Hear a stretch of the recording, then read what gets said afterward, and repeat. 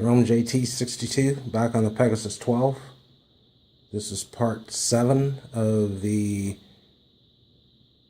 assembly video. In this section we're going to look at installation of the power supply, ramps mounting, and start on wire management. If you're interested in this, it's coming right up.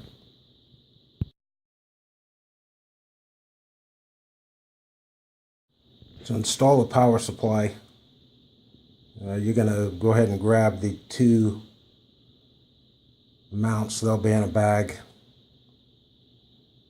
If you look at these in the instructions, this one's the same, this one is not. So it's going to be oriented in that direction the same way as these. So it's going to look like this when they're mounted.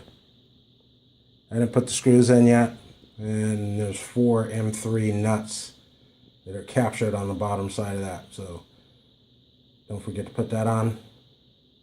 When we get this together, we'll be right back.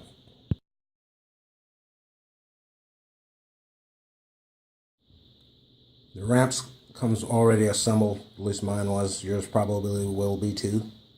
It's in a box all by itself. It's labeled. Install that. The 3mm by 25s will be mounted in this position here, facing down. Let me mount that up. We'll show you what it looks like.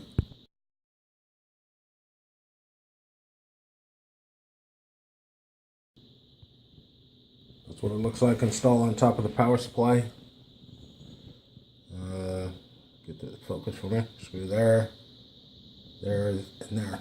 And that's what those 3 captured nuts were putting that bracket for. There's no need to strong arm those down. They're probably going to stop when they bottom out anyway. So, and then from there, these screws that were installed previously during frame build-up will be aligned for this and this right here. Get that installed. We'll be right back.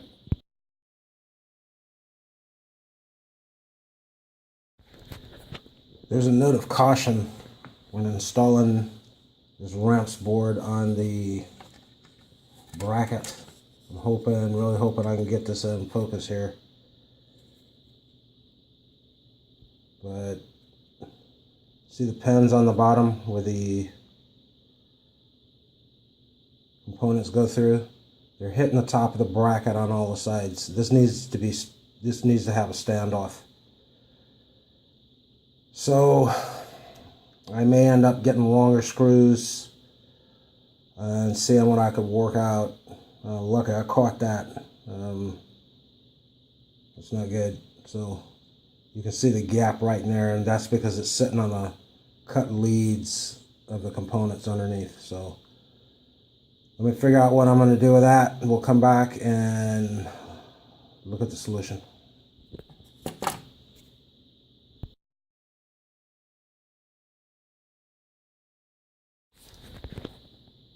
Okay. After some time, I was finally able to get this to sit flat. You can see how it's flat now, whereas the leads previously that were sticking out under the bottom wouldn't let this board sit flat.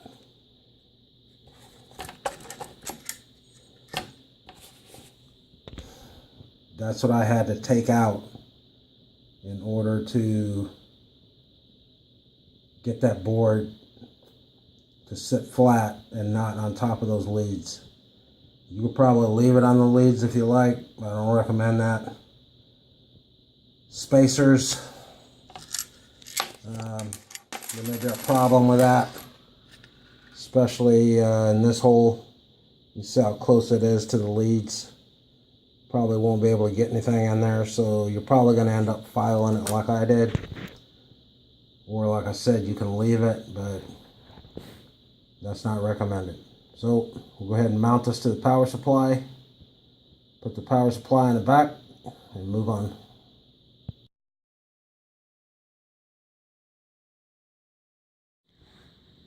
This is the power supply with the ramps mounted. There's a little shot there. I know I said I was gonna possibly do a PC power supply, but we're gonna go ahead and I'm gonna see what the wiring looks like. I think I can clean it up pretty good. And for the proximity sensors, I'll end up probably throwing a resistor on there and bringing that down to 5 volts. It's not a big deal. We'll see how this works out. For future upgrades, the PC power supply is still in the mix.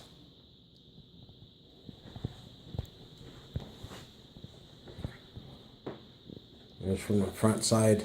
So when you mount that, make sure that the power supply is on the inside.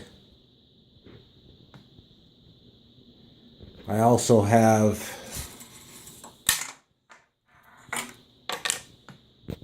I'm going to change these cables out, make them a little longer for better routing. I ordered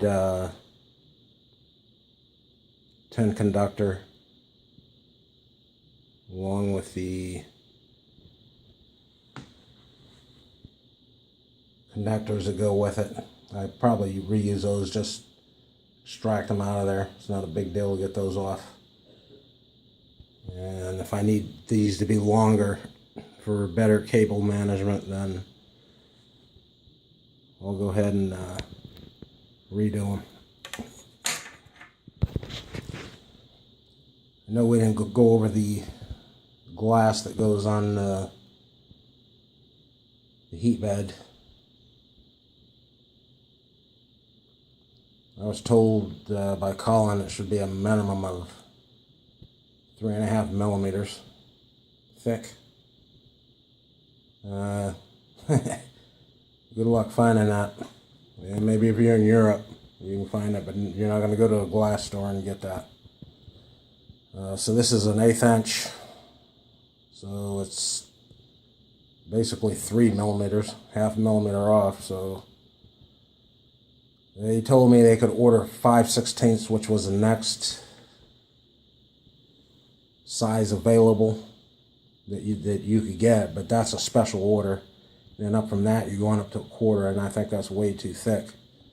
I couldn't find anything anywhere that would fit this bed as far as the Pyrex type glass.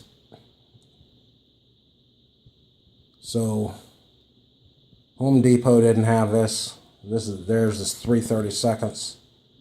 This is as close as I could get. So I had them cut the corners, and the dimensions, you're going to have them take 1/4 off of each corner if you have them cut it, or if you do it yourself, 1/4 inch. And the good thing about buying it from a glass company is these edges are polished off, so you're not looking at razors every time you're working around this thing. A little bit more than I anticipated. It's like $24, but the hassle of me cutting it myself and polishing and everything like that is probably worth the money. So believe it or not, this is the completed mechanical section of this machine. Everything else is wiring. I know we talked about doing wiring in this video. That's going to be separate for the wire management and routing to the back. I may most likely end up trimming harnesses. I'll show you how to do the do pins, we'll go through one of those and which ones to order if you want to do something like that. But I do have other aspirations for this as far as putting sides in it, and closing this whole thing, and I don't want to close myself off for routing purposes, so I'm going to see how that works out. I'm going to try to tuck that wire into the frame and make it as neat as I can. We'll see what I come up with. If I sleeve it now, I may have to cut it back. So I also have cable chains coming for the wiring. I have one maybe that may work up here on the Z and X axis, but I definitely want to put one here on this X axis here. So I have that on order. We'll go over that when I get it. So for the mechanical portion of this, we're pretty much done with this machine. Next video will cover the wiring. That's pretty much going to be a video in itself. And I have not mounted the hot end as of yet.